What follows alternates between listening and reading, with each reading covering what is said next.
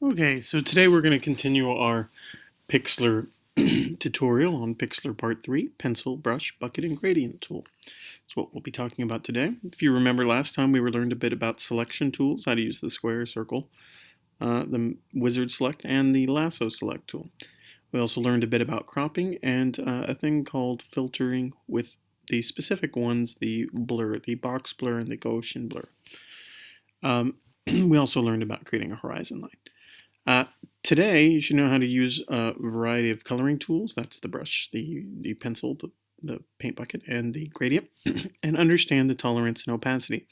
You should also understand the meaning of contiguous, and you should be able to use copy and paste to create a background that isn't locked.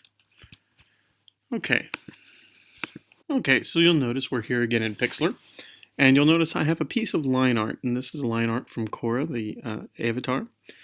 From the cartoon series. And I just went to Google, looked up some line art, and I found this one.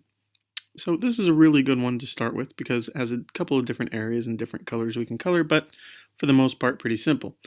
One thing you will notice, however, is that the background is locked. And this really isn't good when we start painting.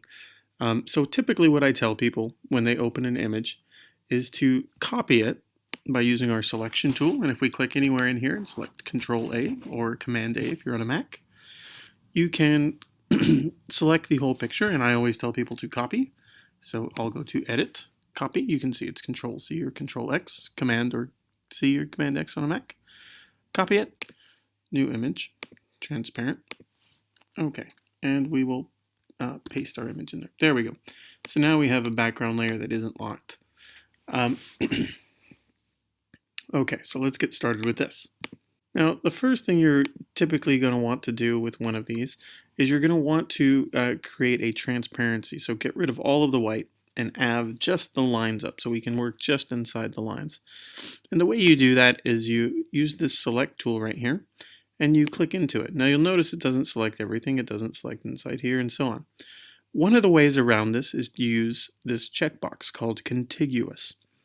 If we uncheck it, it tells it to ignore the lines and grab everything that is the same as our picture. So if we deselect real quick, you can do that by Command-Shift-D or deselect all. And now we click.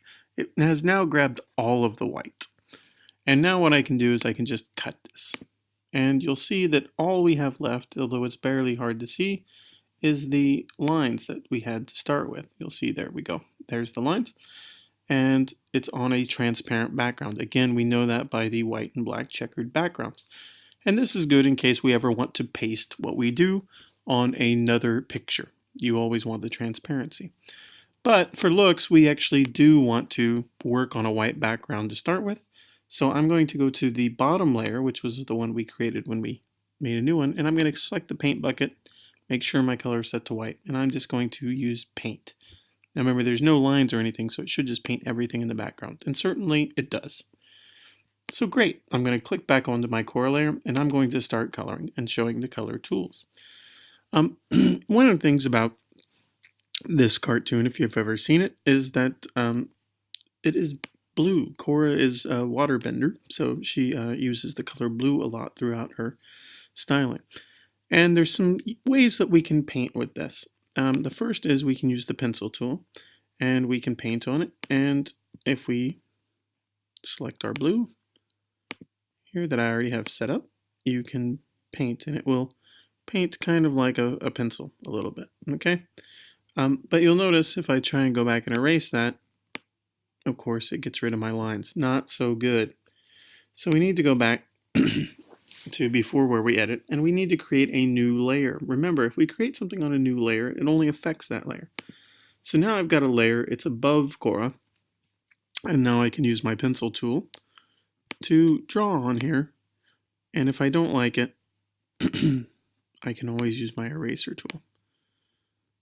One of the things you'll notice about the pencil tool is that it has this type, and there's a bunch of different types. Plain, sketchy, trail, shaded, sticky, or ink. And a plain is just typical straight line. It's very solid, just kind of normal. Sketchy would be like if you're trying to do a sketch drawing of something, it creates some lines for you, some additional lines to give it kind of an effect. And there's some more in there that you can go look at. We have a size changer here where we can scale up the size of what we're doing to make it bigger. And we have opacity. Now opacity we'll get to a little bit later. We won't talk about that right now. And we'll talk about amount. That's just the amount of color that you're going to add to your sketch. This is an option for the sketchy type. Okay, so those are all the different features of the pencil tool. So the pencil tool really is just this kind of thing to draw on. Same with the paintbrush. The paintbrush acts a little different in that it adds a kind of a circle and kind of adds some fuzz around the edge. So the pencil was quite straight, and the paintbrush is actually quite fuzzy. And of course we can change that. We can make it more like a solid circle if we would like. We could make it more like a square if we would like, so that we could put paint with squares. And we could add the different brush strokes if we wanted to make something fancy, like make it with stars. Okay, we could do that as well. And on advanced sets like GIMP and Photoshop, you can actually create your own brush, and I guess you can here as well. You just have to modify it. So that again goes to what do you want, a hard tip or a soft tip? That again talks about how does it look on the edges there. Okay, notice this one looks kind of blurry. These ones you can see some kind of jagged edges. Scatter and diffuse, we're not going to worry about those for now. So I don't like any of this, so I'm just going to erase it. I'm going to increase my brush to a bigger size eraser so I can get rid of it real quick. And you notice, once again, it goes away. So the next thing I'm going to do is go into the paint bucket tool. And the paint bucket tool is a way to paint in an area. Now if we do a paint tool right here, it will paint the whole thing blue because, well, there's no lines to paint in between. Now if I were to draw a circle on this level, or this layer, excuse me, and paint the bucket inside of it, it will stop anytime it's inside the circle, which is pretty cool for us. Okay, we can basically cordon off where we want to paint. So if you only want to paint in a certain area, that's a really great way to do it.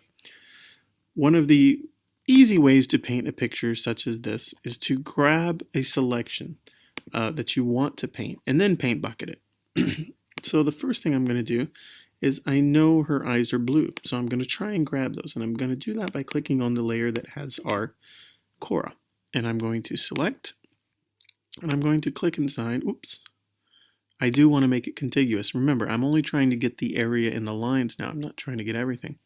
So let's deselect real quick, and now let's see if we can get inside the eye. So we certainly do, and I have it selected. Now I could paint bucket in here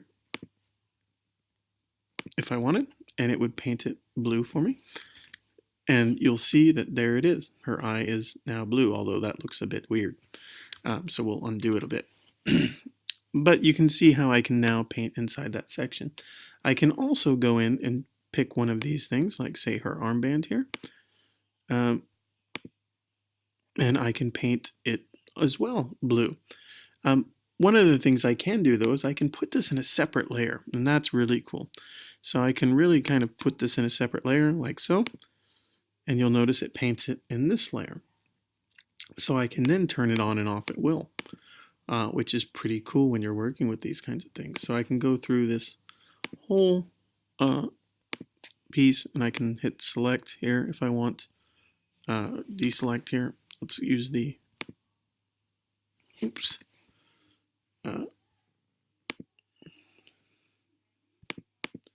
I got my layers backwards here.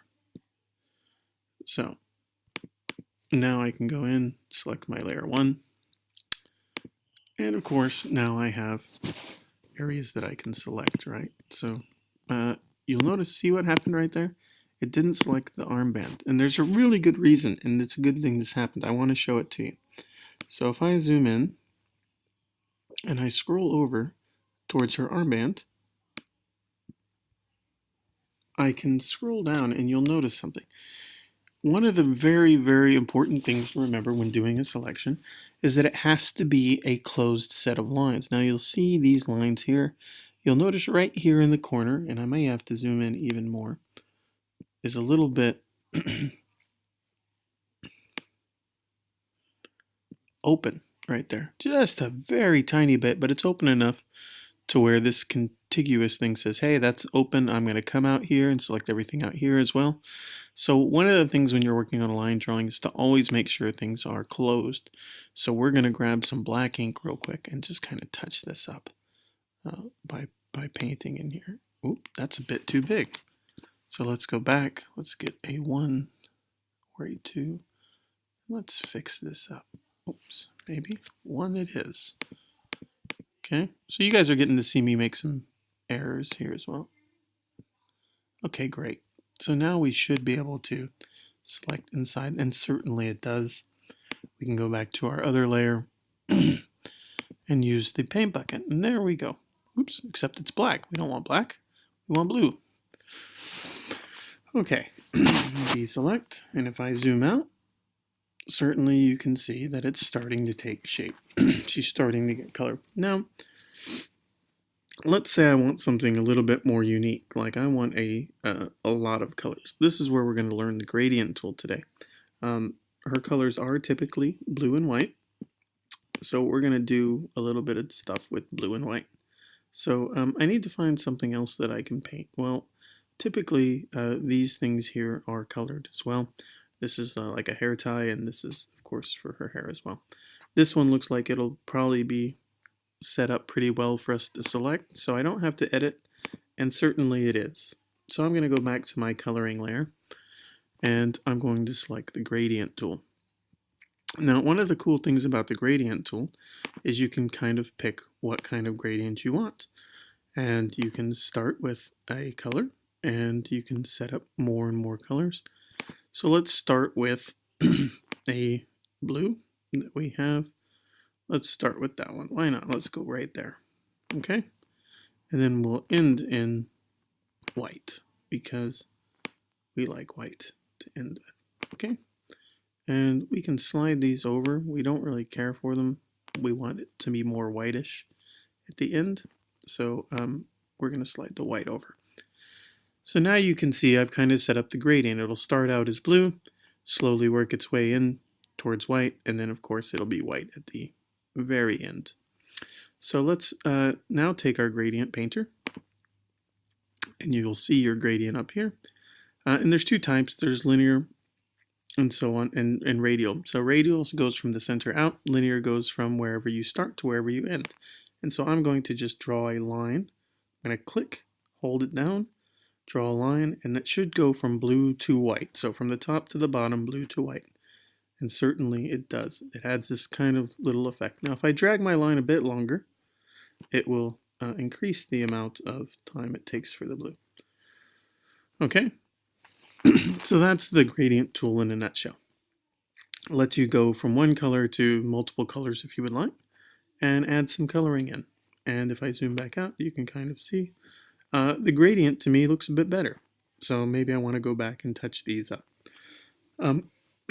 So that is it for today. Those are the tools I would like you to learn. I would like you to get a very simple line drawing, and I would like you to start coloring it in.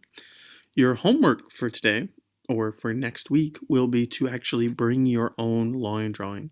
Don't make it too complex, but again, don't make it too simple.